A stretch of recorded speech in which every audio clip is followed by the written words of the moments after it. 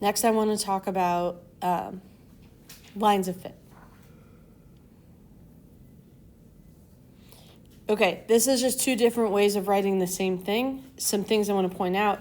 And you guys, honestly, if you wrote it this way, that would also be okay with me, right? Because you guys have been trained on y equals mx plus b for a very long time.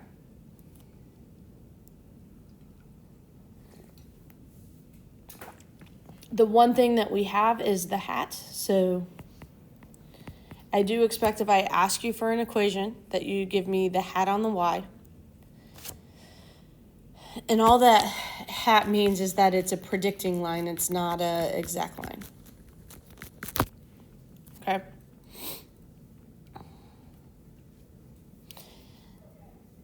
All right. And so what'll happen is, if you have the equation of a line, you can make predictions. So like, let's say I said that your test score, so sometimes you're going to see me write equations like this, like in context. Let's say your test score hat is 1.23 times your hours studied plus 42. Let's say I gave you that equation, or I gave you data that came up with this equation. Okay? So I could then ask you to predict the score for someone who studied for 6 hours.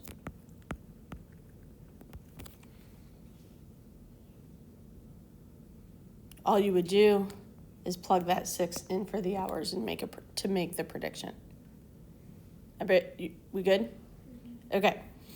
Now, I don't know if you guys remember this from 1123. We had a decent amount of questions that were like, here's my context. So here's, again, we'll call this the study time. We'll call this the score. And let's go ahead and say this is 1, 2, 3, 4, 5, 6 hours, something like this.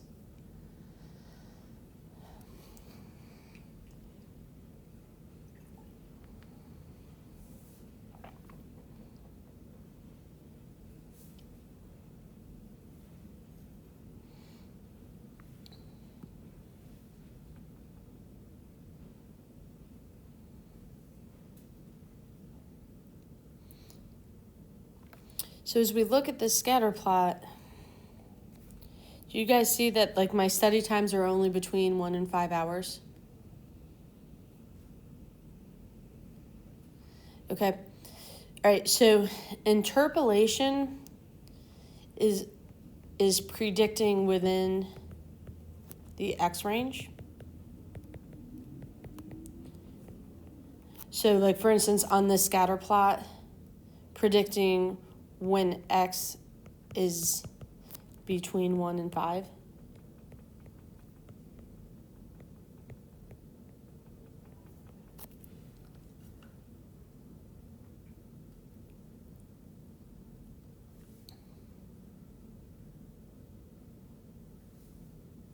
Okay. Extrapolating is predicting outside the X range.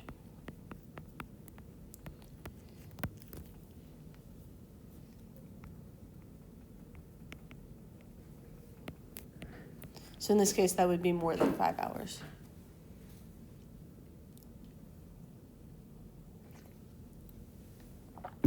And typically, interpolation is just fine. Okay? But extrapolating is troublesome because we don't necessarily know how long a range that relationship holds. So, for example, I want you guys to think about like, imagine I tracked the height of a baby over time, right? So Baby's born starts off roughly 18 to 20 inches long, right? Okay. And then we start tracking, so we maybe would call that 1.5 feet. Okay. And then what happens over time? That baby's going to grow, right? And so maybe from the age of 0 to 16, you have this nice, lovely, positive line. And then I use that line to predict the height of somebody at the age of 25. What's going to happen?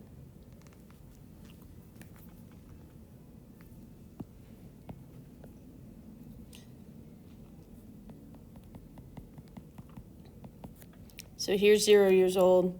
Here's 18 years old.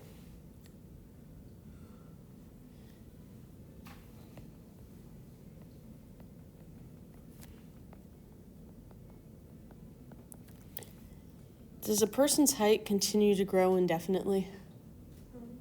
No, like eventually it levels off, yeah? So predicting outside of this range is troublesome. Like you're not going to get a good prediction outside of our data range. All right, and this is an example where we know the relationship doesn't hold all the way through the x-axis. But for others, we don't know one way or the other, so we try not to. So that's why we don't like to extrapolate, because we don't know if that relationship holds all the way through. Okay? All right. So real quick, I want to show you guys some of the stuff in the calculator. So what we need to do is plug this in for L1 and this in for L2.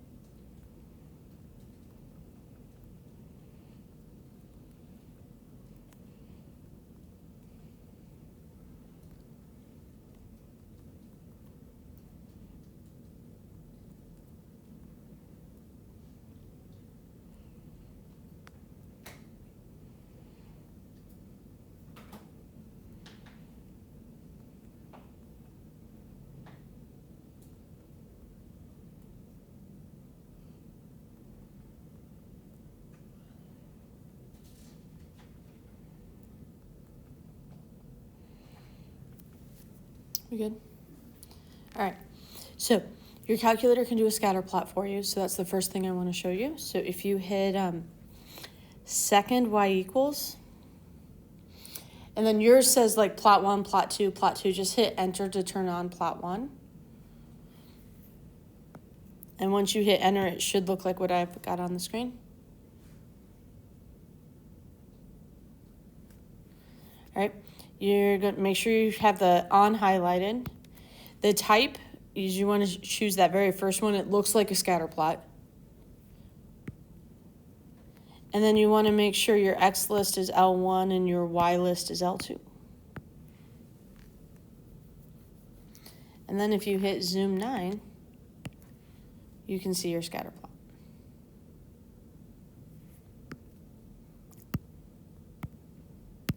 And let me clear out these functions. And yours will look slightly different from mine because just of different aspect ratios. Like mine is a tall and skinny scatter plot, but you guys can see the general trend. Okay, and so what we just did by making the X list L1, so we can kind of, if we were to sketch what we see here, this is our year, this is our price. And does it make sense to you guys that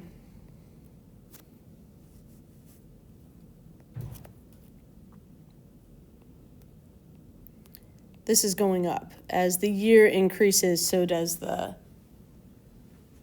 price of the car. Because more recent cars, the ones with bigger years, are likely to cost more. Okay? And if I gave you a set of graph paper, could you make the scatter plot? Because you will be asked, I think I asked you to do that on the test. But I give you graph paper, I provide the graph paper for you, if I remember correctly.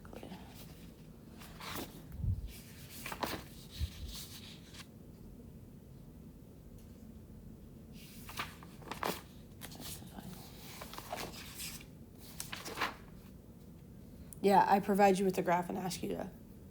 Just like put the points on? Mm-hmm. Okay. And I even put scales on the axes for you so that you don't have to try to figure that stuff out. Okay? All right. So in terms of getting stuff into the calculator and sketching the scatter plot, you guys feel good? Okay. So the next thing I'm going to ask you to do is do a whole bunch of calculations. Okay? We're going to calculate both the line, even though I gave it to you, and R. So I'm going to show you how to do that next. Before we do that, I need you to hit mode. And at the very, very bottom where it says stat diagnostics, you need to make sure the stat diagnostics are turned on. And once they're turned on, they should stay on for you, definitely. Addie, if your calculator dies completely, they might turn off. Oh. Okay. Because the default setting is off, so when it dies, but if that's the case, and all this, It rarely dies completely. That was the first time that has ever. but what I'm saying is also just bring it to me. Like when you're not getting what you need from your calculator, it'll be very clear. Okay. Just bring it to me, and I'll take you through that process again. It's not a big deal, okay? Because I'm not testing whether or not your calculator's in the right mode. Right. Okay, all right. So from there, you're going to hit stat. You're going to arrow over to calc, and you're going to, instead of choosing the one variable stats, you're going to pick linear regression, option number 4. And you guys, do you see how it says AX plus B? Okay, great. All right. So your X list is going to be L1, your Y list is going to be L2, and leave everything else blank. And hit enter.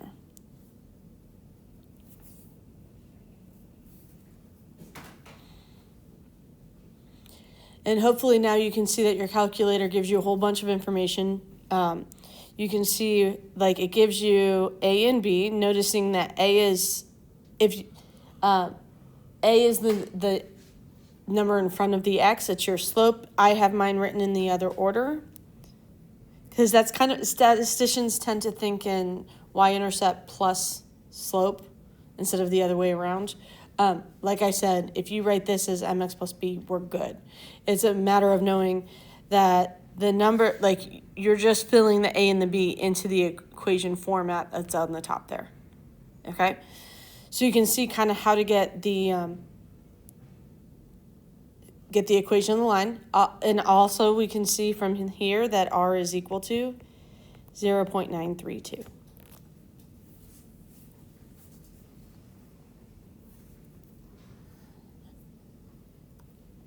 Okay, so on the previous page, I asked you guys to, like I was talking about interpreting R, and we talk about kind of the strength and direction, okay? So R, this value for R is very, very, very close to 1, yes? Okay, so the further it is from 0, the closer it is to -1 or +1, the stronger the relationship is. So I might write this as the relationship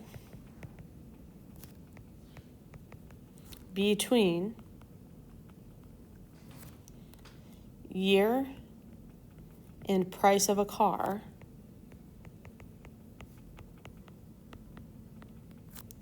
is very strong and positive. Context, I know what my X and my Y's stand for. And then I've talked about very strong is talking about, and we might use the words weak, moderately strong, strong, very strong. Okay. And the fact that it's going up means R is positive. Cool? All right. And then if I asked you to make predictions using that line, so how much should the cost of a car made in 2004 cost? We would do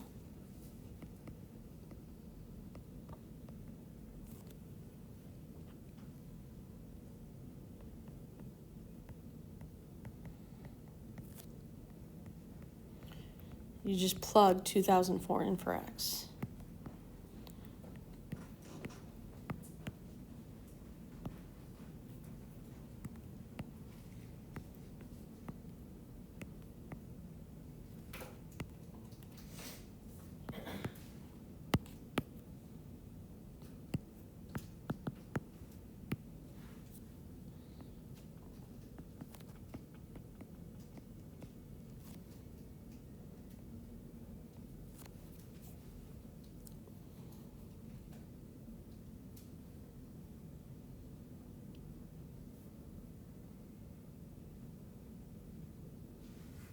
Do we do any other one too? Hmm? Now 2004 feels really good because 2004 is inside my range here. 1994 is slightly under my range, so I'd be a little bit leery of that prediction.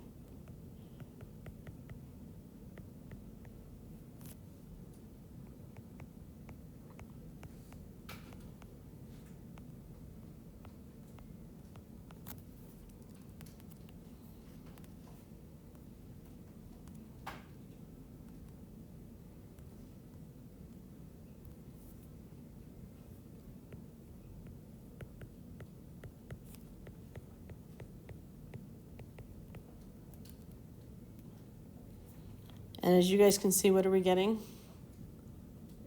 Does that make sense? No. This one is extrapolation. And that's where, again, predicting outside of our range can get really problematic.